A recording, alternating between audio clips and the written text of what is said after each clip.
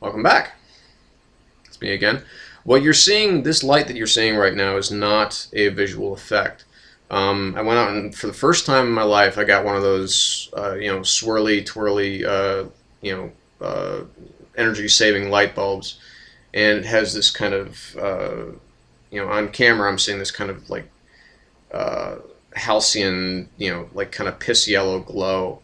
And everything. Although it is a lot brighter than the, the old uh, uh, uh, light bulb that I had. So, speaking of light bulbs, ding. Anyway, so oh boy, I'll be here all week, ladies and gentlemen. Oh Jesus Christ. So PC games, PC games. Now, right now, I have a full version of one game, essentially, and essentially two demos. And the full version that I had was something that my wife was kind enough to get me for Christmas, but didn't really realize that it had that you had to spend money on it, and that was Star Trek Online. Now, I'm not a Trekker. But I do enjoy the Star Trek universe. I even had my own idea for a Star Trek show, if you will. And I've kind of used that to employ into the character that I created for the game. It's cool. I mean, the game itself is really cool. It's a lot of fun because obviously if you're playing at certain times, you get to play with other people because it is an online game.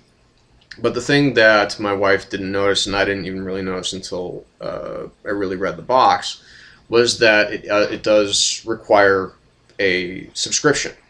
You can either pay $14.99 a month recurring, or you can pay it's like, less if you pay for 3 months, and, if you want a lifetime subscription, you pay $300.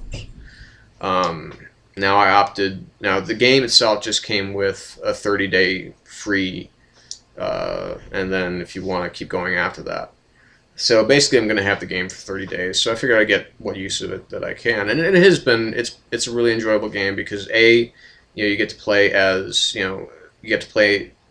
obviously as the quote-unquote captain, even though you start your rank as an ensign.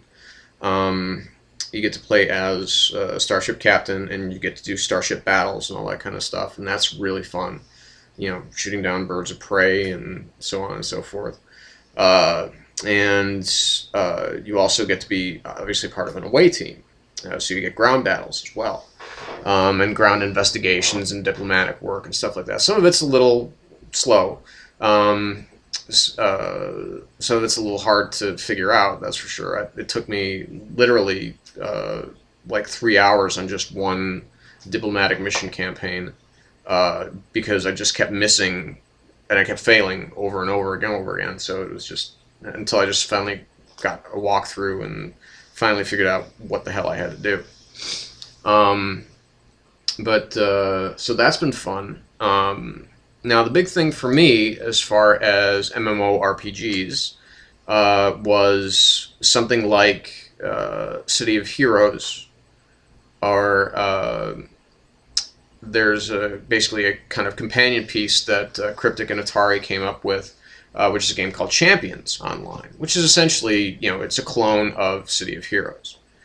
And the reason I know it's a clone of City of Heroes is because I just recently downloaded the demo, the 7-day free demo for City of Heroes Going Rogue, and it's very much, it's very similar. Now, as far as the two games are concerned, Champions Online is it's a little bit easier.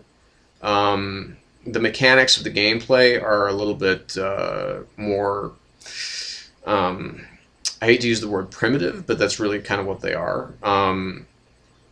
And the City of Heroes is a lot more complex, at least Going Rogue, because like I said, I haven't played, I didn't play City of Heroes, I didn't play City of Villains, I just got the demo for City of Heroes Going Rogue, because that's pretty much all they were offering at the site. but both games are fun in their own ways. Although City of Heroes Going Rogue is really starting to grate on me because I keep going to this one mission, and as far as I get, I don't get far enough. So I mean, it's like I need more assistance in this game.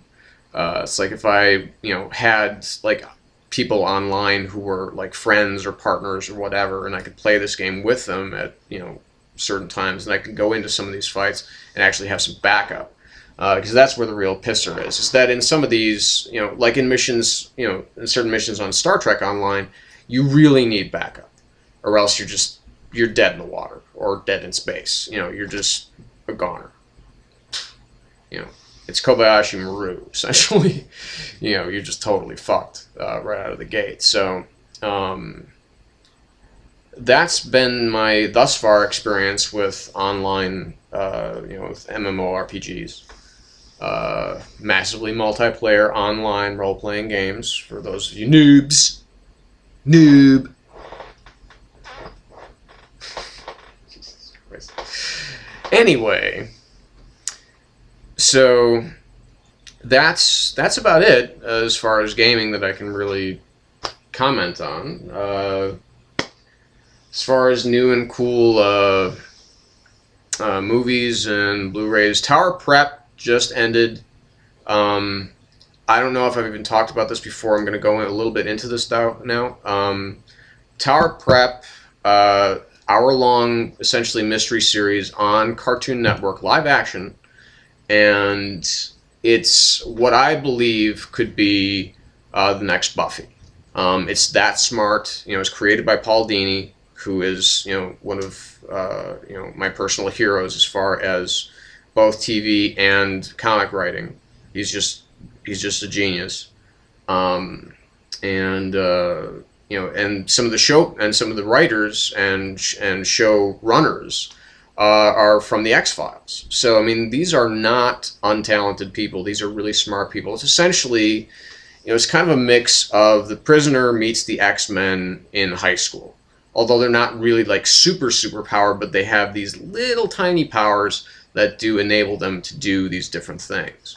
And the season finales were, the season finale was, just totally blew the top off of my head.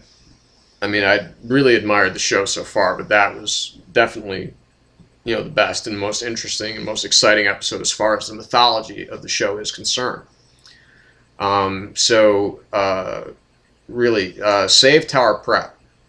If you have, generate awareness on Facebook, MySpace, Twitter, whatever you need to do. Follow Paul Dini on Twitter. It's it's at Paul _Dini, D-I-N-I. He'll probably have, he actually gave, he's also one of the few people to retweet things that I've said, and also direct message me. So thank you, Paul. You're a class act. You really and truly are.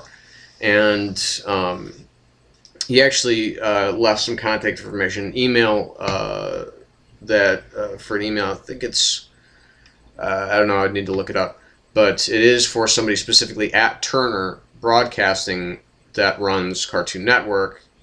So really, should save this show, make sure that it comes back for next season, and I'm sure as it'll come out on DVD,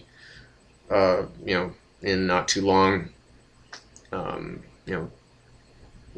keep an eye out for it, because I think that you will enjoy it, really, seriously. The Cape starts tomorrow night. I'm a sucker for superhero TV shows. I love the sci-fi reboot of The Phantom. That was really cool. I first liked and then started to slowly dislike No Ordinary Family, despite the fact that it's Michael Chiklis and Julie Benz, and I think Amy Acker's even been on the show. And so The Cape, so instantly, and I know I might lose some of my geek cred, but this show probably will be crap eventually, but I'm looking forward to it right now. Anyway, that's it for the Shadow Gallery for today. We'll probably be back tomorrow with comic reviews. Take care.